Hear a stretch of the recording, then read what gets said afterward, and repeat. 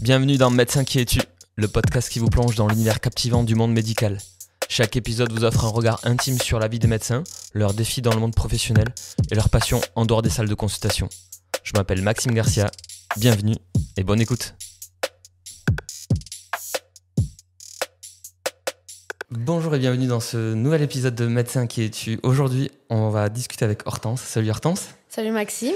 Merci beaucoup de prendre quelques minutes pour discuter de ton parcours. On a déjà discuté avec d'autres personnes de reprise d'études, etc. Mais aujourd'hui avec toi, on va en rediscuter parce que y a plein de choses à dire, une profession initiale hyper intéressante à décortiquer. D'où est-ce que tu arrives initialement ? Alors moi j'ai grandi dans le Gers, donc dans le 32, à l'île Jourdain. Okay. Des parents ariégeois, mais j'ai grandi dans le Gers. Un épisode qui va sentir le sud-ouest. Du coup, le lycée à l'île Jourdain ? Oui, exactement. Ok. Et ensuite, première année de médecine, c'est ça ? T'enchaînes directement ? Après, je suis partie en PACES, voilà, à Toulouse. À Toulouse, j'ai fait 2 PACES, comme globalement un peu tout le monde. Une première PACES alors je voulais médecine initialement. Une première PACES qui se passe bien. J'ai pharma, mais c'est pas quelque chose qui me botte. Donc, je choisis de doubler. Je double et là j'ai repharma et j'ai kiné. En gros j'ai des places pour... il y avait une filière qui avait ouvert en Aveyron, donc 25 personnes étaient autorisées à partir à Rodez et donc je devais partir à Rodez en kiné. Ok. Donc avec ma mère on part visiter les appartes, je trouve un appart, je visite l'école et le lendemain de la visite de l'école et de l'appart on m'appelle en me disant qu'il y a eu un désistement en sage-femme, voir si ça m'intéresse de D'accord, partir. Ok. Donc oui, vraiment, j'étais plus attirée par cette profession, plus parce que je pensais aussi au côté médical qu'il y avait et qu'en kiné, sur les gestes, j'allais pas forcément m'y retrouver. Et du coup, je suis partie en sage-femme. Initialement, le projet, c'était médecine ? Ouais, médecine, sans grande idée forcément de ce qui m'intéressait. J'étais un peu comme tous les jeunes bercée par les séries du vendredi soir, NCIS, des choses... J'aimais beaucoup l'anthropo déjà au début et un peu le côté médecine légale. Donc j'avais une vision du truc un peu idéaliste, on va dire. Et donc ça me plaisait. Mais après, très curieuse, envie de voir en fait et de voir ce qu'elle allait me plaire, quoi. Ok. Et du coup, tu dis ok pour la place de sage-femme. Ouais. Et donc, tu avais un peu réfléchi à la profession ? J'avais un peu réfléchi, j'avais quelques notions sur un peu ce qu'elle faisait, mais j'avoue que j'en ai beaucoup découvert quand je suis rentrée à l'école, par exemple sur le côté suivi gynécologique. Moi, dans ma tête, c'était toujours les gynécos qui faisaient tout ça. Et en fait, là, on était vraiment baignés dedans. Ça faisait pas longtemps qu'il y avait eu une réforme, donc c'était les filles, il y avait un garçon dans notre promo, mais vous allez être vachement formés aussi à faire du suivi gynécologique et pas que de l'obstétrique, quoi. Ok. Et voilà. Alors, on va discuter de ces deux termes. Oui. Initialement, la profession de sage-femme, c'est de l'obstétrique, pardon. C'est ça. Vous n'êtes pas censé, en tout cas, elles n'étaient pas censées avant faire de la gynécologie. Non, ouais, c'est ça. Okay. En gros, c'était la sage-femme, le rôle surtout, c'était le suivi physiologique de la grossesse, l'accouchement aussi physiologique, tout ce qui sortait de la physio, donc qui passait sur la pathologie, c'était le côté très médical, le versant gynécologue, obstétricien ou gynécologue médical. Et après, elles ont quand même pas mal au centre, et historiquement déjà sur le côté orthogénie. L'orthogénie, c'est tout ce qui est IVG, planning familial, tout ça. Elles sont souvent déjà postées dans ces centres-là et c'est historique. Elles ont toujours une place là, quoi. Et donc, pour rappel, gynécologie, c'est comment tu peux le définir ? Le gynécologue, il y a le versant médical où il va suivre les patientes en libéral ou à l'hôpital sur le suivi gynécologique de base, un peu de prévention, mais c'est quand même beaucoup de pathologies, donc des femmes qui ont des parcours où il y a un suivi qui est demandé sur de l'infertilité, par exemple, ou sur tout ce qui est frottis pathologique. On parle du frottis, mais voilà, il faut faire... c'est la prise en charge de l'appareil génital féminin. Exactement, pardon. Ouais. Et surtout sur le côté un peu où il y en a besoin de voir un médecin et amener une prise en charge vraiment complète derrière, quoi. Ok. Et l'obstétrique, en revanche, c'est plus justement la prise en charge de la grossesse. Oui, grossesse et aussi sur le côté un peu pathologique. Les gynécos, ils vont aider sur les expulsions des bébés à la naissance. Ils vont aussi faire le suivi de grossesse un peu pathologique, les dames qui ont du diabète. Ils vont être là sur ce genre de grossesse, de moment important. En envisageant la première année de médecine, tu as envisagé, toi, la place de la gynécologie ? C'était un projet initial ou... J'aimais bien ça. Après, j'étais plus tourmentée, on va dire, sur un côté de moi personnellement. Enfin, je suis un bébé FIV, par exemple. Ouais. J'avoue que j'avais beaucoup de questionnements sur ça. D'accord. Donc peut-être il y avait un peu de curiosité sur ce côté-là, parce qu'il y a pas mal de sages-femmes qui diront que quand je me suis présentée à un stage, c'était « Bonjour, je suis Hortense, étudiante de sage-femme et je suis une FIV ». Enfin, en gros, c'était... je le mettais un peu au premier plan. D'accord. Donc, je sais pas, j'avais un peu de questionnement et de curiosité par rapport à ça, en tout cas. Ok. Voilà. Du coup, tu rentres dans cette école de sage-femme. Oui. À Toulouse. Ouais, à la Grave, à la jolie cité de la Grave. Ouais, magnifique bâtiment. Ouais. Et là, tu peux nous dire comment se déroule... C'est 4 ans, 5 années ? Ouais, c'était 4 ans. 4 ans, plus la première année de médecine. À l'époque, maintenant, c'est passé à 1 an plus 5. C'était chouette. C'était des années, c'est très pré-professionnalisant le métier de sage-femme. Donc, en gros, on a souvent 3 semaines de cours, 3 semaines de stage. Et on est en permanence en stage. Ça demande quand même d'être dynamique, tonique et prête à vraiment être très investie, parce que souvent quand on est en salle de naissance, ça peut aller très vite. On peut avoir une journée très calme, comme une journée où on va faire une vingtaine d'accouchements, encore plus sur les gros centres toulousains. Et du coup, il faut dépoter, quoi. Il faut y aller. Donc, dès la première année, vous êtes amené dans les salles de naissance ? Ouais, on est amené. Après, beaucoup d'observations sur la première année. On fait souvent un stage infirmier pour apprendre à poser des cathéters, à faire des pansements. On fait un stage ensuite de couche pour faire des accompagnements d'allaitement, un peu accompagnement de mamans qui ont accouché, de famille. Et après, on fait un stage en salle de naissance. Ok. Voilà. Tout ça en première année ? Ouais. Ok, c'est pour d'emblée vous faire toucher du doigt. Exactement, tous les côtés. Pour avoir vu la profession de sage-femme en stage, c'est vrai que c'est quand même une profession incroyable. Puisque on en discutera. Oui. Tu te dis sage-femme encore ou pas d'ailleurs ? Oui, franchement, j'aime bien le dire en tout cas. En tout cas, le métier de sage-femme est hyper transversal. Vous faites des gestes, vous faites des prises de sang, etc.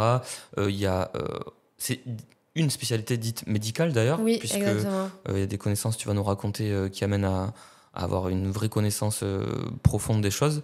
Donc vraiment belle profession. Et donc première, deuxième, troisième, quatrième année, comment ça se déroule ? T'es contente de ce que tu fais, de ce que tu vois, de comment tu te projettes dans la profession ? Ouais, franchement, je me plais toujours autant. Les stages se passent bien. Je me régale vraiment. En plus, on fait des stages des fois en dehors de Toulouse, donc on va sur des petits centres périphériques. J'avais été à Foix. À Foix, j'ai fait des accouchements trop bien, avec des accompagnements super top, des sages-femmes un peu plus dans la physio, un peu plus dans des choses un peu plus naturelles, on va dire, mais avec toujours cette conscience de si à un moment donné ça part en cacahuète, il faut quand même bien médicaliser les choses. Ouais, parce que pour un peu évoquer et raconter comment ça se passe, il y a donc différents types de grossesses.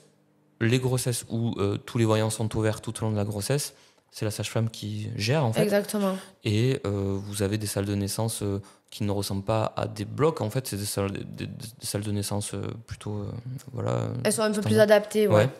Vous gérez, et s'il y a un moindre voyant rouge qui s'allume tout au long de la grossesse, et notamment lors de l'accouchement, il y a le gynécologue obstétricien qui est appelé. Qui intervient, alors souvent sur le suivi, parce que dans les gros hôpitaux, en gros, même si tu as un diabète gestationnel ou si tu as eu des complications sur la grossesse, tu auras la sage-femme qui va potentiellement être là du début jusqu'à la fin.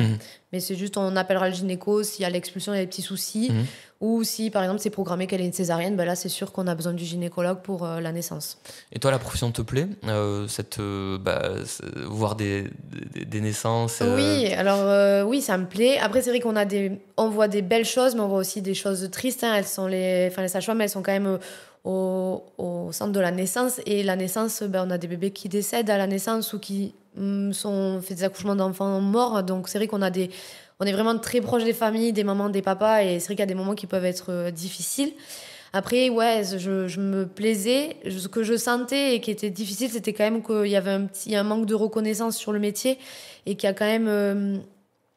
que je trouve aujourd'hui, pour mes collègues, je trouve que c'est beaucoup mieux, mais on sent que Ouais, c'est difficile, quoi. À l'hôpital, on est bien reconnu. En clinique, c'est quand même beaucoup le gynécologue. Quoique, maintenant, quand même, les sages-femmes font beaucoup plus de choses qu'avant, même en clinique, je trouve. Mais il y a toujours être en dessous. C'est vrai que cette opposition, elle est un peu particulière. Ça t'a frustré ? Je dirais, par moments, un petit peu, parce que j'avais toujours envie de faire plus ou voir plus. Et c'est vrai que ouais, ça peut m'avoir un peu frustrée, même si après, j'ai jamais pris trop d'initiatives ou j'ai été au-delà. Mais c'est vrai que c'est quelque chose que j'ai quand même potentiellement gardé en tête parce que même sur ma lettre de motivation pour ma passerelle, j'ai toujours voulu dire que je voulais aller plus loin, prendre en charge un peu plus de pathologie et puis pas que être sur la maman et le bébé, quoi. C'était aussi voir un peu les messieurs, quoi, aussi. Voilà. Et il y avait une notion d'approfondir les connaissances aussi ? Oui, exactement. Ouais, oui, complètement. Et puis d'apprendre on a beaucoup appris la physio, on a appris un peu de patho aussi, mais c'est vrai, apprendre d'autres choses, avoir des connaissances plus généralistes sur plein de domaines, quoi. Ok. Et du coup, tu débutes la profession après ces 4 années ? Oui. Ok. Oui, j'ai débute la profession. Alors, pendant le cursus de sage-femme, je fais un Master 1, déjà à la fac de médecine, à côté. On pouvait faire des Master 1. Et je m'étais dit que ça me ferait voir d'autres choses. Donc, je fais un Master 1. Nous, les sages-femmes, à l'époque, on devait valider 3 unités d'enseignement. Alors que quand tu étais en médecine, si tu étais en P2 ou en troisième année, par exemple, deuxième et troisième année, tu n'avais que 2 unités à valider. Donc, déjà, nous, il fallait en valider 3. Donc là, j'avais pris. Donc il y avait une unité obligatoire, c'est de la bioche. Donc j'ai pris une unité de biochimie que j'ai eu au repêche, je crois. C'était horrible. Et après, j'ai pris 2 unités. Une d'anthropologie, c'était la découverte un peu de l'anthropo médico-légal, on va dire. Et la deuxième unité, j'avais pris de la physiologie. C'était un peu côté rénal, c'était de la physiologie globale avec le professeur Tac à la fac. Et celui-là, c'était une UE qui était sur l'aide de motivation, qui était assez un peu élitiste. Et du coup, là, c'était dur, mais c'était super intéressant. Donc là, je fais mon Master 1 pendant ça, et pendant les études, que je valide. Et du coup, je sors de mon diplôme de sage-femme. Là, je commence à travailler, je fais des remplats directement. Des remplats en milieu, dans des établissements de santé ou ouais, en libéral ? établissement de santé. Okay. Sur une clinique là, à Toulouse, je fais des remplats en tant que vacataire, que j'ai poursuivi là, jusqu'à il y a 2 mois à peu près, j'ai arrêté, 2-3 mois. Okay. Donc je fais beaucoup de garde ensuite de couches parce que j'avais en tête déjà, quand je finis mon diplôme, d'aller un peu plus loin. Et donc j'avais postulé pour un Master 2. Dans la suite de mon Master 1. Alors, tu finis le Master 1 pendant tes études. Oui. Tu finis les études, tu commences des remplats. Ouais. Et le Master 2 pendant les remplats, en fait. C'est ça. Et il n'y a pas encore une envie ou une démarche pour rentrer en médecine ? Alors, j'y réfléchissais un peu déjà sur la fin de ma 5e année, même fin de 4e année de sage-femme. J'avais toujours envie de voir plus de choses. Et du coup, je me fais pas mal accompagner par notamment des PU de la fac, où je me fais conseiller, où on me dit écoute, les sages-femmes en passerelle, souvent on aime bien, on sait que vous êtes des professions médicales, donc on n'a pas trop de doutes à vous prendre. Ils me disent mais essaye de faire un peu plus, normalement sur ton dossier il n'y aura pas de souci. Donc sur ces conseils très avisés, je me dis il faut poursuivre sur le Master 2 de recherche. Et donc pendant la 5e année, je postule au Master 2 de recherche en anthropobiologie intégrative à Toulouse, du coup. Ok. Et donc donc je suis prise. Donc il y avait lettre de recommandation. Donc j'avais des lettres de reco de certains PU que je connaissais, que j'avais pu voir en stage, avec qui c'était bien passé. Et ma lettre de motive où je demandais à rentrer dans ce Master 2. T'es entouré de quel genre de cursus autour de toi sur ce genre de master ? Beaucoup de scientifiques. Il y avait une dentiste, je crois, mais qui venait jamais au cours. Et après, globalement, tous les ans, ils prenaient une filière médicale quand même. Mais globalement, on était 25. Et sur les 25, il y en avait 22, 23. C'était master de bio qui, eux, voulaient faire une thèse après. Donc, en fait, c'était un master pour les aider à avoir une thèse, eux, après, de sciences derrière. Toi, initialement, c'est pour un peu charger le dossier. Ouais, charger le dossier. Mais tout le monde ne choisit pas un master 2 de cet acabit. Pourquoi tu fais ce choix ? Il y en avait plein de Master 2 et dans tous les titres, dans tous les thèmes qu'il y avait, c'était quand même celui qui me plaisait le plus. Parce que du coup, j'ai pas dit, mais sur les 5 années là, de sage-femme, par exemple, quand j'ai fait le Master 1 et l'unité d'anthropobiologie déjà à l'époque, j'avais pu découvrir la salle d'autopsie, par exemple, avec un des chefs de médecine légale de Toulouse. Et ma directrice de mémoire était une légiste aussi, qui est actuellement ma directrice de thèse. Et en fait, j'aimais bien traîner dans le service de médecine légale. Okay. Donc, tu nous racontes un peu anthropo-bio. Alors, l'anthropologie, on va dire, c'est l'étude un petit peu de l'homme, de un peu ses caractéristiques. Et ça peut aussi prendre en compte le côté social, le côté, on va dire, très génétique. Moi, là, le master 2 que j'ai fait, c'était sur beaucoup de génétique, de population. Et ça prend en compte un peu ça en globalité. Et du coup, moi, j'aimais beaucoup la série Bones quand j'étais plus jeune. Ouais. Et Bones, dedans, il y a une anthropologue. Mais du coup, elle bosse sur les os, les ossements, et elle regarde un peu ce qui s'est passé. Alors, elle, c'est plus dans le côté très médico-légal.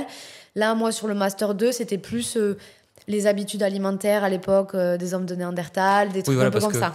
Tu nous parles de médecine légale avec l'analyse d'un corps décédé pour des autopsies, etc. Mais quand on parle anthropologie, ça nous fait quand même penser à l'homme de Cro-Magnon, à des choses comme ça. Oui. Et quelle est la part qui t'intéressait le plus, toi ? Alors moi, plus le côté quand même très médical, on va dire, sur le côté ossements, ces choses-là qui m'intéressaient plus. Après, les habitudes de cueillette, c'était moins ce qui m'intéressait. Pareil, les déplacements de population en fonction des aires glaciaires, ça, c'était pas non plus ce qui me plaisait. Et moi, c'était plus sur les caractères un peu discrets des ossements qui avaient été retrouvés, les habitudes aussi de ceux qui cueillaient pas. Une notion d'histoire quand même. Ouais, beaucoup aussi, c'est ça. Ok. Dur le master ? Ouais, dur le master. Dur parce que c'est quand même assez abstrait. Enfin, le côté... Là, je suis qu'avec des scientifiques, donc ils font ça, en fait, depuis le départ. Je rentre dans une filière de recherche, quoi, sur laquelle j'ai pas été depuis le début, où j'ai eu quelques cours quand je faisais le master 1. Mais globalement, j'ai pas beaucoup développé tout ça. Donc, il faut apprendre à faire des recherches scientifiques, il faut apprendre à rédiger des articles, il faut apprendre ce genre de choses-là. En sage-femme, nous, c'était quand même pratico-pratique. Hein, c'était pas des notions que j'avais appris. Et donc, dur, mais je me fais un petit groupe de copains, on est 3-4, donc, et on avance bien, ils m'aident pas mal, je les aide aussi. Enfin, en fait, on travaille bien ensemble. Et du coup, ça se passe bien. Il n'y avait pas trop de cours, en fait. Et en gros, c'était des cours de, je crois, novembre à genre mars. Et après, de mars à juin, c'était un stage. Et il y a un mémoire à la fin ? Ouais, il y a un mémoire à la fin. Et du coup... Quel était le sujet ? Alors, j'ai bossé sur des symphyses pubiennes. Alors, même sur une méthode, en fait, qui s'appelle la méthode de Brooks et Suchet. Voilà, en gros, c'était pour dater un peu des bassins en fonction de l'état de la symphyse pubienne qui est retrouvée. Après, j'avais un directeur de mémoire, du coup, un des médecins légistes qui bossait sur ça. Et donc, j'ai quand même été très bien encadrée sur ça. Mais je faisais des stats. Du R, c'était horrible. Et je préférais passer ma matinée en salle d'autopsie et puis, de temps en temps, aller faire mes stats, quoi. C'était vraiment...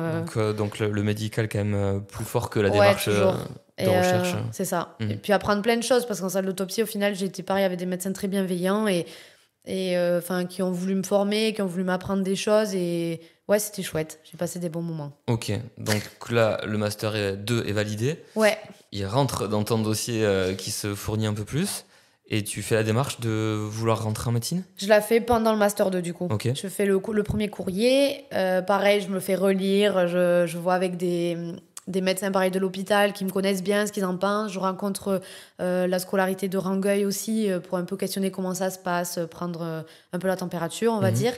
Et du coup, je suis sélectionnée sur la lettre de motivation. Donc en fait, on me dit, faut partir à Bordeaux. Parce qu'à l'époque, la passerelle, c'était interrégional. Donc Limoges, Bordeaux et Toulouse, on était tous ensemble et on passait à Bordeaux. Par contre, on pouvait candidater je candidatais à Toulouse, mais je passais à Bordeaux. Guillaume, dans un autre épisode, nous racontait ça. Voilà. Du coup, je me retrouve à partir à Bordeaux. À l'époque, mon conjoint actuel, il passe son concours de prof. Il l'a pas, on l'apprend juste pas longtemps avant que je parte. Donc, ça met un petit coup au moral parce que lui, le pauvre, il a pas son... j'étais un peu mal à l'aise de moi partir passer mon truc. Pour lui, ça me rendait un peu triste. Mais lui, il m'encourageait plus sur ma démarche. Et du coup, on part à Bordeaux. Et à Bordeaux, je sais plus quel jour je la passe, mais l'idée, c'était un jury avec 4 corps de métier. Donc, il y avait des kinés, des sages-femmes, des médecins et des... non, même 5 odonto, pharmacie, tout le monde y avait. Et il n'y avait pas de kiné, pardon, je dis des bêtises. Et Guillaume, lui, dans son épisode, nous racontait qu'il avait un peu bataillé pour faire valider déjà la candidature, en fait, et que le dossier initialement soit accepté. Toi, visiblement, ça roule quand même entre moi, ça la roule profession bien. de sage-femme, le Master 2. J'ai pas trop de pause, en fait. C'est ce qu'ils attendent un peu en termes de profil. Je pense qu'à partir d'un certain âge, des fois, ils se posent quand même des questions. Ça, c'est ce qui revenait. Après, ils prennent en compte le fait que on recravache et qu'on s'investisse et qu'on le redemande, en fait. Quand on relance, on le redemande. J'ai un copain de promo qui a un certain âge, qui avait 37-38 ans, je crois, quand il a fait la demande de passerelle. Ils lui ont refusé. Parcours physique-chimie, était prof. Du coup, il dit OK, il passe sa première année et en fait, il finit second. Donc là, il dit je veux la passerelle, mais vous mettez en 3e année. Et en fait, ils l'ont mis en 3e année. Mais au début, ils avaient refusé ce genre de profil. Attends, il fait le concours. Oui. Il finit second. Ouais. Il repart voir la scolarité. Ouais, il leur demande. En gros, je pense pendant l'année, ils voyaient qu'ils gazaient, je pense. Et du coup, il leur demande de passer. De squeezer la 2e année, en fait. Voilà. Et c'est passé. Mais en fait, des fois, oui, sur la sélection des profils, en fonction de l'âge, je pense que ça leur fait un peu peur. Et du coup, il faut vraiment soit recommencer, soit des fois. Tu le déposes à quel âge, ton dossier, toi ? Moi, je dois le déposer, je dois avoir 24-25 ans. Je me rappelle plus à peu près, mais... Pas d'énormes coupures? Non, j'ai pas de coupure, en fait, au final. Puisque je prolonge avec le Master 2 de suite, je fais des vacations à côté. Et ça, je le mets bien dans mon dossier, quoi. Je parle aussi du fait que je suis passée en médecine légale, que j'aime beaucoup ça, que je me pose des questions. Je sais pas trop exactement ce que je veux faire, mais la gynéco, ça me plaisait. La médecine légale, ça me plaisait aussi. Et... eux, ils veulent être rassurés, c'est surtout, ils veulent savoir financièrement comment on va faire, ça, il faut l'écrire. Ils veulent savoir aussi un peu ce qu'on envisage derrière, si on a un projet un peu précis. Il faut les rassurer. Globalement, moi, c'est ça qu'on m'avait surtout dit de faire. Tu évoques des spécialités dans ton dossier ? Du coup, sur ma lettre de motivation, je l'ai relue là, il n'y a pas très longtemps. Il y a des petits jeunes là, que j'ai un peu coachés, on va dire. Dedans, je leur dis qu'il y a ça qui me plaît, que je verrai au fur et à mesure des stages, en fait, vraiment ce qui m'intéresse le plus, quoi. Ok. T'es entouré de potes sages-femmes qui veulent faire la même démarche que toi ? Alors, tu t'es un peu isolé? Non, mais sur ma promo, en fait, on était 32. Et sur les 32, on est 4 d'entrée, globalement, à être partis sur autre chose. J'avais 2 copines qui sont parties en dentaire et qui ont eu la passerelle directe en sortant de l'école. Un copain qui avait demandé kiné, le garçon de notre promo, il avait demandé kiné, mais ça lui a été refusé, donc il est parti en Espagne. Et il y a moi qui vais prolonger sur le master et qui après envisage d'aller en médecine. Ok. Bordeaux, l'étape de Bordeaux, tu reviens dessus, tu étais en train de dire qu'il y a ce fameux oral un peu impressionnant visiblement. Impressionnant. Après, je m'étais entraînée. Pareil, j'avais revu les médecins que je connaissais bien. Ils m'avaient dit un peu pareil ce qu'il fallait que je dise à l'oral. Mon texte, clairement, je le connaissais plus ou moins par cœur, donc j'ai déroulé. Pas trop impressionnée, mais après, quand même, j'avais une de mes profs de sage-femme dans le jury. Après, elle savait que je voulais faire ça, mais bon, toujours la peur un peu entre les différents corps de métier. Mais ça s'est bien passé, en fait. L'oral s'est bien passé, j'ai déroulé. Les questions, elles étaient savoir comment je comptais faire, s'il y avait des choses à rattraper, si j'avais le choix, en quelle année je voulais aller. Parce qu'à l'époque, en gros, c'était... moi, je crois que j'avais postulé la 3e année, mais des fois, c'est eux qui choisissaient... Maintenant, je crois que c'est eux qui choisissent en quelle année ils te mettent. Mais en gros, j'avais postulé à cette année et eux, ils me demandaient ce que j'en pensais, quoi. D'accord. Voilà. Ok, accepté en P2, 2e année ou 3e année ? 3e année, du coup. 3e année, incroyable. Donc, très contente d'arriver en 3e année. Là, j'ai du retard sur le côté cardio. J'ai des trucs à rattraper, quoi. Parce qu'en effet, j'ai eu des copains qui sont rentrés en 3e année. Il y a quand même tout ce qu'on apprend en première année, c'est pas que pour le concours. Il y a quand même de la physiologie qui nous sert pour la suite. 2e année, c'est tout le tronc de cardiologie, etc. que du coup vous squeezez aussi. Et 3e année, hyper contente, mais du pain sur la planche pour... genre les ECG, il fallait bien les bosser. Après, j'ai l'impression que je les ai plus découverts pendant l'externat, mais du coup, j'ai récupéré des choses pour rattraper. Après, ça s'est bien passé. J'ai faisais des remplats de sage-femme à côté. Je continuais, là, je faisais pas mal de libéral sur un petit cabinet là autour de Toulouse. Et pendant 2 ans, j'ai fait du libéral un peu en fonction de quand j'étais dispo. C'était chouette aussi. C'était à quelle fréquence ? Franchement, c'était pas mal. Alors, en 3e année, j'allais, en gros, 1 fois par semaine, au moins, je faisais une journée au cabinet, à peu près.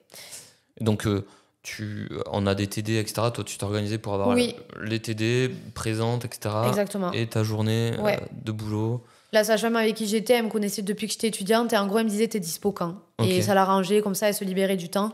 Et moi, ça me faisait un peu de sous en plus parce que du coup, là, en D1, il y avait mes parents en support financier, on va dire, mais j'avais pas de support financier en plus à part ce que moi, je faisais à côté, quoi. Okay. Donc, c'est pour ça. D'accord. Et la profession de sage-femme libérale, tu nous racontes un peu parce que tu viens juste d'arrêter, visiblement, de ce que tu nous racontais tout à l'heure. J'ai arrêté surtout là, les gardes à la clinique. Mais oui, le libéral, j'ai continué un petit peu, même l'année dernière, à encore en faire sur notre cabinet en centre-ville. Okay. La profession de libéral, c'est chouette parce qu'on fait du suivi de grossesse, on fait de la préparation à la naissance, on fait de l'après-naissance aussi, on suit les mamans et les papas et tout le monde à la maison quand ils rentrent de la maternité. Donc c'est vrai qu'on a préparé ces couples-là et qu'il y a le après, c'est super valorisant et puis on passe des bons moments de partage. Et après, surtout, ce qu'on fait qui est sympa, et ce que je disais au début, c'est la gynéco. Donc en fait, on fait du suivi de prévention. Donc le frottis, on fait pareil du suivi chez les jeunes de moins de 26 ans. Donc on fait de la prévention sexuelle également, des fois beaucoup plus de discussions que d'examens. Ouais. Et donc c'est vrai que c'est des bons moments, quoi. Un peu moins de technique que dans les établissements. Oui. Et ce qui ressort beaucoup aussi des patientes, c'est qu'elles se sentent beaucoup plus coucounées, quoi, quand elles viennent au cabinet. Et plus en confiance, plus de douceur. Et ça, c'est vrai que c'est sympa quand on l'entend aussi, quoi. Ok. Est-ce que je suppose que tout ça, ça te sert, cette profession de sage-femme, pour les études médicales? Oui. Parce que on n'a pas trop discuté, mais physiologie, alors vous voyez sans doute anatomie, physiologie de la femme, etc. Ça te sert forcément dans toutes tes études de médecine. Tu sens que tu es en train de consolider des choses, en fait. Oui. Tu pars pas forcément de zéro. Non, c'est ça exactement. Et puis surtout, ce qui m'a servi pour mon externat, par exemple, c'est que j'ai pas la même posture que les autres étudiants. Ouais. Et ça, les chefs ou les internes, ils l'apprécient beaucoup parce que je suis dans le dynamisme. Du coup, je vais essayer je vais pas mal les soulager. Après, c'est pas mon taf, mais je vais soulager. Je vais vouloir qu'on avance, quoi. Donc, alors, c'est une notion de tempérament ou tu penses dû à ton expérience? Il y a du tempérament, je pense, qui certes prend beaucoup de place, mais il y a aussi de l'expérience. Et c'est vrai que du coup, ils sont pas... quand je vais voir des patients, en fait, ils me laissent y aller toute seule parce qu'ils savent que je suis rassurante, je sais parler à un patient, j'ai pas peur d'aller faire un interrogatoire, quoi. Donc c'est vrai que sur ça c'était pas mal, quoi. C'était un bon bagage. Là, tu parles de l'externat ou de l'internat? Pour l'externat, par exemple. Et tu te présentais en tant qu'ancienne sage-femme? Oui, ouais, franchement, je le disais. Et là où j'ai plutôt l'impression que ça m'a desservi, c'est j'ai fait un stage à l'Oncopole en chirurgie gynéco. Ouais. Et je me suis pas du tout sentie bien. Ok. Vraiment. C'est, je pense, là où je me suis dit que je voulais pas faire ça, du coup. Pour quelle raison? Qu'est-ce qui s'est pas bien passé? Je te prendrai une réflexion que j'ai prise un jour où je suis moi je suis très spontanée. Et en fait au bloc on discute avec le chef de clinique, je crois, et il y avait un PU qui est passé et très sympa, très abordable, et je pense que j'ai eu le malheur de le tutoyer. Et en gros là quand on s'est lavé les mains, j'ai pris un tir genre t'es pas à la foire d'empoigne, t'es pas en salle de naissance, quoi. En gros j'ai pris un tir comme ça. Le PU te dit ça? Non, pas le PU, le chef de clinique. Et tu le tutoies, pourquoi le PU? Parce que... Je sais plus, c'est genre pour qu'il se déplace, ou je crois que c'est pour qu'il touche pas un truc, mais c'était gentil, quoi. C'était pas Et en fait, de là, je me suis dit, ok, bon, très bien. Ouais, ok. Bon. Et en fait, le stage, j'ai appris des choses et tout, mais je passais plus de temps avec les oncologues ou en radio plutôt que en salle. Ce que j'essaie de comprendre, c'est que tu penses que c'était ton ancienne profession qui était ciblée, entre guillemets, ou qu'est-ce qui se passe à ce moment-là? Je sais, ou c'est plus l'ambiance de bloc qui te dérange? Peut-être l'ambiance de bloc, mais peut-être aussi l'ancienne profession, je sais pas trop. Parce que en gynéco, en chef de clinique, en chir, c'est des chefs aussi qui passent en salle de naissance. Donc, je sais pas, j'ai pas eu un bon... T'as pas kiffé? Non, ouais. Okay. Ce stage, ça a pas été... En plus, c'est un domaine qui me plaisait et je me suis dit, bon... Oui, parce qu'on pourrait se dire que... tout le thème qui est abordé, t'es OK avec ça, oui, tu maîtrises, etc. Donc il peut y avoir une sorte de consolidation et de surfer sur la vague de tes précédentes études. Et finalement, non, petit pas conflit trop. finalement. Ouais, je me suis pas sentie... j'ai pas eu trop de bienveillance, j'ai senti sur ce côté-là, en tout cas. OK. Voilà. Mais dans l'ensemble... tout se passe bien. Très stylé. Ouais, oui. OK. Et tu tu tires profit à la fois de ton expérience, de ton âge, de ton tempérament. Exactement. T'annonces que t'es sage-femme quand t'arrives en stage. Oui. On te laisse un peu les clés plus facilement qu'à d'autres. Ouais, j'ai l'impression en tout cas. Et puis les stages, je les approfondis, je pense, différemment. J'ai pas envie de partir forcément à 14h rentrer chez moi. Quand j'y suis, j'ai envie d'y rester et j'ai envie qu'on m'apprenne des trucs, quoi. Ok. J'étais passée en chir CCV, en cardiovasculaire, là, à Rangueil. Et on allait au bloc, mais on était beaucoup, donc c'est difficile. Et il y avait des greffes de temps en temps cardiaques. Et donc, j'avais laissé mon numéro. Le chef de clinique m'a appelé un soir à 21h, sauf que j'étais postée aux urgences. Ok. Donc, il me dit, est-ce que tu veux venir avec moi? On va chercher un cœur et tout. Je dis, mais oui, mais je peux pas, je suis postée. Donc, il me dit, écoute, je vais rentrer en fin de nuit. Donc, dans tous les cas, tu me rejoins au bloc après. Et en fait, quand j'ai fini ma garde, je l'ai rejoint au bloc. Donc, j'étais toute seule avec les anestes. Lui, c'était trop chouette. Et ouais, toujours envie. Après, je pense que n'importe quel étudiant a de la curiosité, mais j'étais censée déménager le jour même. Donc, j'ai pas dormi. En fait, vraiment, je suis partie vers 11h et on a enchaîné le déménagement. Mais c'était un magnifique souvenir, quoi. Vraiment, T'as tout donné. T'as tout laissé dans la bataille. Oui, ouais, j'ai tout laissé. Et du coup, une volonté de spécialité se dessine au fil de ces 6 années d'externat? Alors, oui, mais j'étais hésitante entre deux. Moi, c'était avec les urgences et la médecine générale, du coup. Après, sur les autres spécialités, j'ai pas trouvé de choses qui me plaisaient plus que ça. Mais on laisse tomber la gynécologie médicale, gynécologie obstétrique. Gynécologie médicale, par exemple, je me disais, en tant que sage-femme, je vais rien faire de plus, en fait. Ok. Voilà. Donc, pour moi, c'était pas... ça servait à rien que j'ai repris mes études, on va dire. Et ouais, urgence, médecine générale. Par exemple, les gardes qu'on doit faire pendant l'externat, je crois que j'en ai fait une 50aine et j'ai fait plus de la moitié au SAMU. Et c'était trop bien le SAMU, je me suis régalée. On est parti sur des accouchements inopinés, il y a eu des trucs un peu avec de l'adrénaline. Peut-être ça, c'est mon tempérament de sage-femme, c'est-à-dire qu'en salle de naissance, ça dépote, il faut que ça aille vite, t'as un peu d'urgence, donc ça me nourrissait bien. Et après, la médecine générale, le stage d'externat, c'était chouette, mais c'était pas non plus folle dingo. Mais ce que je me disais, c'est que j'allais pouvoir faire de la prise en charge globale, j'allais pouvoir voir de tous les âges, que j'allais pouvoir aussi faire un peu de gynéco, et que j'aurais aussi potentiellement des petites urgences à dépister et faire de l'orientation, quoi. Ok. Tu t'es fatigué là, pendant l'externat de l'enchaînement des deux types d'études, etc.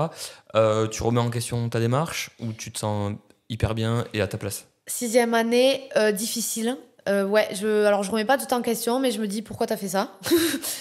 En plus, je sais pas, j'étais fatiguée. On allait se marier aussi, donc c'était une année j'avais pas mal de choses à faire. Mais ça, c'était plutôt le côté positif. Mais en fait, j'avais juste envie que ça se finisse, quoi. C'était ça, globalement. Et puis, il y a toujours cette mentalité de concours que j'ai pas aimé en P1, que là, je retrouve, où il y a un peu de guéguerre, mais tu le sens pas trop. Mais au final, les gens, ils te disent pas tout. Enfin, c'est bizarre, quoi. C'est un peu malsain. Et j'avais juste envie de sortir de ça, quoi. C'était vraiment ça. Tu travaillais comment, justement? T'étais organisée comment? Chez toi? Alors, je bossais beaucoup, mais beaucoup chez moi. Mais j'ai l'impression que je suis pas assez...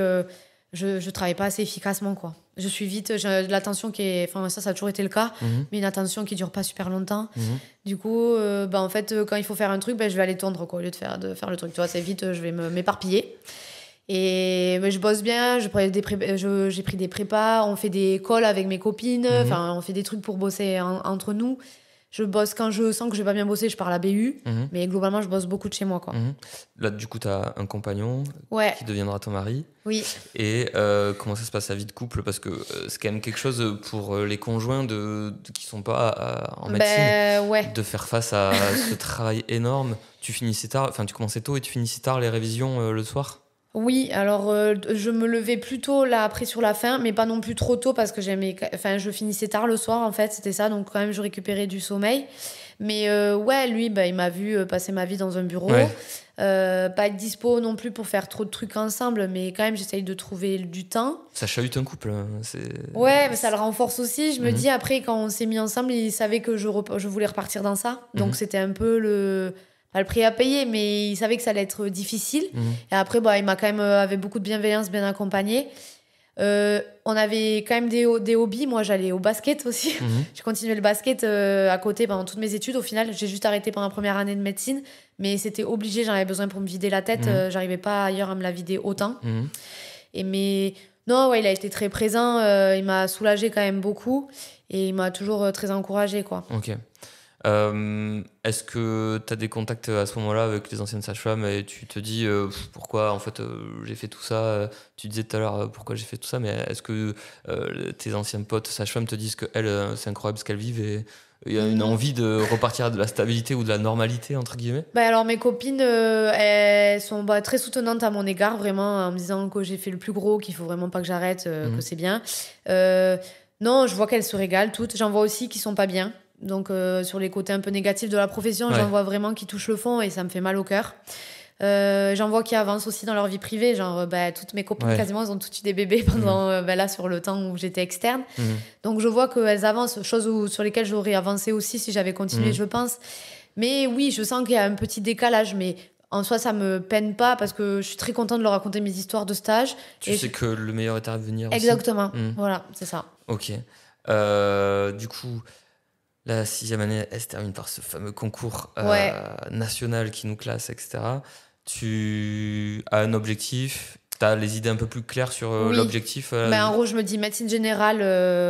En gros, c'était acté que je voulais ça sur la 6e année. T'as laissé tomber les urgences?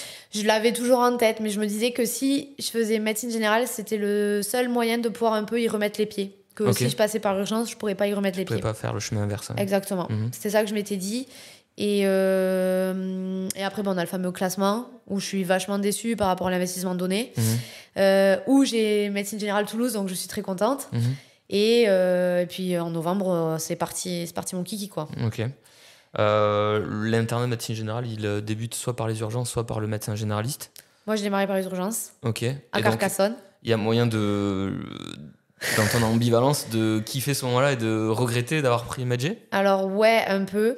Mes chefs et tout, ils me disent on te fait les lettres, Hortense, vraiment on te fait les papiers. Donc il y a quand même beaucoup de discussions. Oui, il y a un peu de discussion, mais parce que je me régale sur les gardes de 24 heures, on fait des trucs chouettes. J'ai même fait un accouchement dans le camion des pompiers avec mon chef qui coachait la patiente, c'était génial, quoi. Incroyable. Ouais, on a fait là, tu as totalement utilisé tes deux parcours à 100%. Exactement. Comme tu l'avais jamais sans doute fait. Exactement. Ouais, c'était trop. J'ai des bons souvenirs de ce stage à Carcassonne. En plus, avec plein de chefs que j'ai eu à Toulouse et qui bossent à Carcassonne. Et ouais, le stage est génial. C'est toi qui accouches l'enfant et ton chef, du coup. Ouais, mon chef à la tête, à l'encourager. Et moi, avec les gants, en train de dire madame, faut y aller. Incroyable fierté à ce moment. J'étais trop. On était trop contents. En plus, c'était, je crois, à 2h du mat, un truc du style. Ça allait se poser. Je pense que lui, il allait aller se coucher. Et là, il y a les pompiers qui débarquent et qui nous disent elle est en train d'accoucher dans le camion, elle est en train d'accoucher dans le camion. Et là, je dis allez, on prend une paire de gants, on est parti. Ah, mais c'était même pas avec le SAMU, c'était aux entrées des urgences. Ouais, donc on s'est garé, le camion s'est garé dans le garage, en gros, des urgences de Carcassonne. Et puis le bébé est né dans le camion des pompiers. Incroyable. Ouais, et puis là, on a mis une demi-heure à retomber, puis on a pris 10 entrées dans la gueule, on a dit ok, il va falloir s'y remettre. C'était vraiment ça. C'est le métier d'urgentiste où tu penses avoir fait un truc incroyable et en fait, derrière, il faut enchaîner. Tu prends une claque, on dit ok, bon, mais faut recommencer. Ouais, pour avoir fait un stage au SAMU, en fait, il y a beaucoup d'accouchements, enfin d'appels pour accouchement. Comment on appelle ça d'ailleurs? Accouchement inopiné, souvent. Ouais. Et finalement, voire, enfin moi j'en ai pas beaucoup vu, voire j'en ai pas vu du tout, qui se réalisent finalement dans le camion. C'est ça. Et donc c'est quand même un événement, quoi. Oui, là en gros il y avait vraiment, en gros elle pouvait pousser, quoi, et les sages-femmes du coup de la mater sont descendues 5 minutes après que le bébé soit né. Et rôle central pour toi, je veux dire, enfin je reviens là-dessus, mais le moment est à la croisée de tes deux cursus. Oui. Tu t'as pris le lead et là ouais, c'était ça. Ouais. Et puis après, pour faire les trans à la sage-femme, pareil, j'avais le lead et la sage-femme elle me dit mais c'est trop bien que t'aies fait ça. Enfin en gros, j'ai eu des retours positifs, quoi. Qu'il y ait que des moments comme ça. Oui, ouais, non, c'était vraiment chouette. Ok. Donc les démarches, elles ne sont pas plus poussées pour faire le droit au remords. En gros, je me dis que j'ai fait 30 ans l'année dernière, je vais avoir 31. Je me dis, j'ai 29 ans, 29-30. En fait, il faut que j'avance, quoi. En gros, c'est plus, je suis dans cette démarche, j'ai envie de me poser à un moment donné. Et je me dis que je vais pas le regretter parce que je suis quand même, un tempérament qui trouve. Enfin, je suis très curieuse, je fais d'autres choses et ça me. Enfin, je vais m'y retrouver. Et là, tu vois, cette année, j'ai fait un DU à Montpellier de médecine d'urgence que j'ai validé, je l'ai su hier. Ah, félicitations. Voilà, merci. Et du coup, tu vois, je vais me trouver des choses qui vont aller dans ma pratique. Enfin, je vais me la rendre comme je veux, ma pratique. Okay. C'est ça que je me dis, en fait. Et donc, en faisant ces DU, t'envisages de faire une journée, je ne sais pas. Ouais, peut-être. À l'hosto, aux urgences de temps en temps. Et Carca, surtout, me dit... Si tu reviens, c'est cool, quoi. En fait, donc je me dis, ouais, pourquoi pas. T'envisages de retourner à Carcassonne ? Là, je vais faire un week-end, par exemple. Là, Ouais. Avec la licence de remplat, je me suis inscrite. Ok. Et je vais faire de l'UHCD. C'est cool. Et après, à un moment donné, je peux venir un peu sur les urgences. Ok. Donc voilà, ça va me refaire un peu retater tout ça. On va discuter un peu de l'interne, mais tu te sens prête tu penses que l'interne t'a bien préparé à avoir ce genre de double poste Ouais. MedG, UHCD, urgence Alors, par rapport au stage que j'ai fait, oui. Après, après, j'ai fait le PN1. PN1, c'était le stage de Prat niveau 1. C'était le stage un peu... Alors, Ouais, c'est c'est pour revenir le premier semestre chez le médecin généraliste Voilà. en cabinet pour un peu aborder l'organisation de la médecine générale en libéral. Donc là, après les urgences, c'est chaud parce que c'est pas du tout le même rythme. Donc ça, c'est dur. Et après... C'est pas le même rythme. On pourrait penser que les urgences sont plus contraignantes et plus difficiles. Et toi, tu dis que le rythme libéral, finalement, a quelque chose de difficile ? En fait, c'est que je me retrouve un peu bébé, alors que là, j'avais beaucoup de responsabilités, on va dire. Donc c'est pas l'intensité du rythme, non, c'est au contraire... C'est plus sur ça, et que t'es assis, et que t'es beaucoup dans l'observation au début. Après, le stage se passe bien, mais je me suis pas... j'étais pas surépanouie, quoi. Très frustrant, après 6 années de médecine, après 4 années de sage-femme, plus des remplats, etc. Alors, il y a beaucoup de choses à apprendre sur le plan notamment administratif chez le médecin généraliste, mais t'observes. J'observe, ouais. Et ça, c'est dur. C'est un peu dur. Du coup, le stage après le stage se passe bien, mes 2 prates sont vraiment chouettes les deux. Je fais le stage hospitalier à Toulouse, donc je fais en gériatrie à l'hôpital, donc au CHU. Et là, c'est cool parce que je fais du SSR et je fais de l'USLD, donc de l'unité de soins longue durée chez des personnes... en fait, c'est comme de l'EHPAD, mais pour des personnes qui ont besoin de gros soins, des soins importants. Et en fait, on fait des gardes aussi à côté, des gardes à l'hôpital, donc plutôt des gardes de gériatrie d'étage. Mais t'as une petite voiture, tu te balades entre les services, t'es appelé sur les petits OAP flash. Donc, je retrouve un peu de choses d'adrénaline comme j'aime. Et c'était cool ça me redonne un peu de peps. Ce stage aussi, je me suis régalée, quoi. Vraiment, il faut quand même un peu d'adrénaline, visiblement. Ouais, moi, j'ai besoin un peu de... il faut que ça bouge, quoi. C'est mon côté un peu... Donc, le stage, je me régale. Je finis la gériatrie. Là, j'ai enchaîné avec le stage femme-enfant. Là, je suis en Ariège, à Saint-Giron, où j'ai 2 jours d'hôpital, donc de pédia-gynéco. Donc, la gynéco, c'est chouette parce que je fais des choses que je faisais pas en médecine libérale. Je suis vraiment avec le gynécologue. Et la pédiatrie, c'est encore plus chouette parce que je découvre le développement d'un enfant, en fait. Donc, la partie nouveau-né, je la connais bien. Mais tout le versant après, je le connais pas. Et c'est une belle rencontre, vraiment, parce que je savais pas qu'on pouvait vérifier tout ça. Et après, je suis chez une médecin 2 autres jours par semaine et on fait beaucoup de consultations. Donc, il y a pas mal, elle prend pas mal d'urgences à la journée. D'accord. Donc, ça bouge quand même pas mal. Ok. Et donc là, ce stage a démarré au 1er mai. Et 1er mai, j'ai fait ma demande de licence directe parce que je voulais un peu faire des trucs, moi, de mon côté. Ok. On arrive sur la fin de l'internat. Tu nous racontes la place de la médecine, cette adrénaline. Est-ce que tu penses qu'il faut qu'elle soit centrale ? Est-ce que tu te dis, fais attention, on se calme quand même, t'es en reprise d'études. Comment t'envisages la suite après nous avoir raconté tout ça ?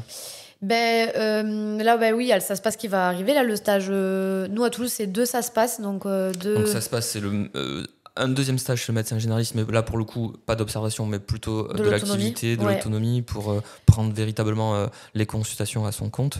Là, en gros, j'ai pas fini mon semestre, mais je me sens beaucoup plus à l'aise. Mais j'ai encore envie qu'on m'apprenne beaucoup de choses. Donc en fait, là, avec ma prat, des fois, on se dédouble, mais c'est vrai que j'aime beaucoup voir ses habitudes. J'ai besoin encore de tout ça. Mais à l'approche d'être libre et seul, tu te dis qu'il faut que... il faut que je prenne le plus que je peux prendre. Le max d'informations. Le max. Et mais après, du coup, comme de temps en temps, je fais des petits remplats, des petits samedis matins, là, des fois, je fais sur des jours où je travaille pas, je fais des petites journées. Je sens aussi que j'ai pris vachement en autonomie et que je suis plus sereine dans ce que je fais, quoi. J'hésite pas à appeler un ami s'il y a besoin. Mais ça, c'est quelque chose que j'avais déjà de tête en sage-femme. C'est-à-dire qu'en libéral, on se dit, ça fait peur, tu vas faire un rythme à une patiente, monitoring, t'as un énorme ralentissement, tu fais comment ? On n'est jamais seul, en fait. Il faut avoir le téléphone facile. Si on a besoin d'un avis, on prend le tel, on appelle les urgences, on appelle le médecin de garde, on prend un avis en fonction du domaine et on va être accompagné. Il vaut mieux avoir l'avis plutôt que d'envoyer quelqu'un pour rien, quoi. Moi, c'est comme ça que je le vois. Ok. Et donc sur ça, c'est vrai que là, comment je vois la suite, moi, je pense que je vais m'installer pas très loin de là où j'habite, en tout cas. Mais c'est vrai que j'aimerais bien avoir une petite double activité, quoi. J'aimerais quand même avoir installation gersoise. Et ouais, installation gersoise. Dans le 32. Je sais pas trop encore quel secteur, mais il y a de la place, ça c'est sûr et certain. Les gens, ils sont vraiment trop choux. Et là, je sens aussi la différence de patientèle entre la médecine de ville et la médecine de campagne. C'est quand même pas pareil. La médecine de campagne te correspond un peu plus ? Je pense, ouais. Le patient en soi aussi. Et là, les remplats où je fais un peu, on sent que les gens, ils ont besoin, quoi. Ça me fait un peu mal au cœur, mais je sens qu'ils ont besoin qu'on leur apporte un peu et qu'ils n'ont pas eu pendant longtemps. Et ça me donne aussi envie d'y aller, quoi. Ok. Et cet investissement dans la médecine, tu le places où ? Full médecine à fond, c'est pas du tout orienté, t'aurais le droit, mais jusqu'à présent il y avait beaucoup dans des épisodes on nous racontait que c'est un métier, qu'on se calme, etc. Mais toi avec ton envie d'adrénaline, je sens qu'il y a quand même une forte passion, tu vas y aller à fond ?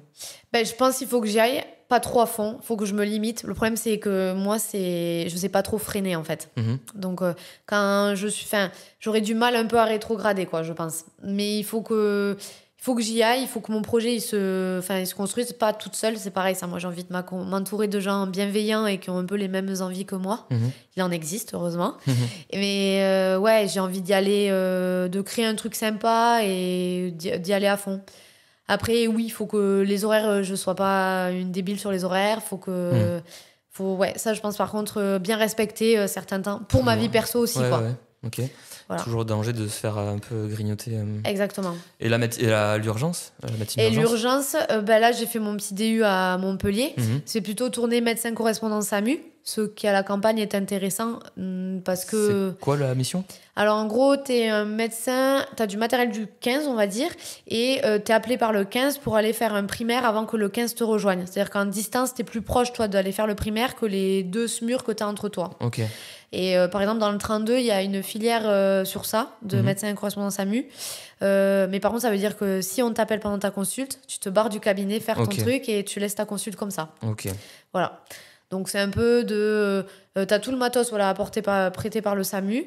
Et après, eux, ils te rejoignent pendant que toi, tu commences à un petit peu dépatouiller la situation. Ok, bel intermédiaire entre les deux spécialités. Exactement, ouais. Mauvais temps pour l'organisation des consultations, par contre, si tu pars sur... Après, il faut que j'aille au bout du truc. Ça, c'est une idée qui pourrait m'intéresser, on va dire. Mais et après, sinon, pour les urgences, je sais pas, un petit poste, un 20% ou un 40% sur un CH de périph', je me dis pourquoi pas, quoi. Okay. Mais ça, il faut que... Voilà, là, j'ai pas trouvé le temps encore de réellement me poser trop de questions sur ça, d'aller voir un peu sur ça. Ok. Hortense Maire, merci beaucoup. C'était super. Est-ce que tu as un petit message à faire passer, je sais pas, pour cette fierté d'avoir repris ces études, je sais pas, une valeur qui t'a manqué ou qui a été centrale, un sentiment qui a été présent avec cette reprise d'études, vas-y. Moi, je dirais que je suis fière de moi parce que j'ai quand même toujours su rebondir. C'est surtout ça. Et qu'il n'y a pas forcément... Enfin, même quand il y a eu potentiellement du négatif, ça s'est transformé en positif, en fait. Je me dis que le cheminement que j'ai eu aujourd'hui, si j'avais eu d'entrée médecine, j'aurais pas vécu ce que j'ai vécu là actuellement. Et je pense que c'est bien dommage parce que je suis très contente de tout ce que j'ai vécu là sur ces dernières années. De la richesse du parcours. Ouais, c'est ça, exactement. Okay. Merci beaucoup. C'était parfait. Très intéressant, enrichissant et inspirant, je pense, pour plein de gens. Tu dis que tu coaches encore des gens ou que t'es appelé. Là, par exemple, une infirmière que j'ai croisée à la maternité, qui a eu sa passerelle de sage-femme là. Okay. Donc oui, Morgane, je suis très fière d'elle. Et après une autre copine qui a pas eu, mais qui je pense l'aura l'année prochaine. Faut pas lâcher. Les gens te connaissent comme la warrior qui a eu sa certains, c'est ça, disent la warrior, c'est vrai. Mais après, je veux dire, c'est accessible globalement. C'est accessible à tout le monde. C'est juste qu'il faut vraiment pas lâcher, quoi. On lâche pas. C'est ça. Merci Hortense. Merci à toi Maxime. Et à bientôt tout le monde pour de nouveaux épisodes. Merci beaucoup. Voilà, c'était un épisode de Médecin qui es-tu. Merci d'avoir écouté. Je vous invite à vous abonner en cliquant sur la petite clochette. Comme ça, vous serez averti de la sortie de nouveaux épisodes. À bientôt.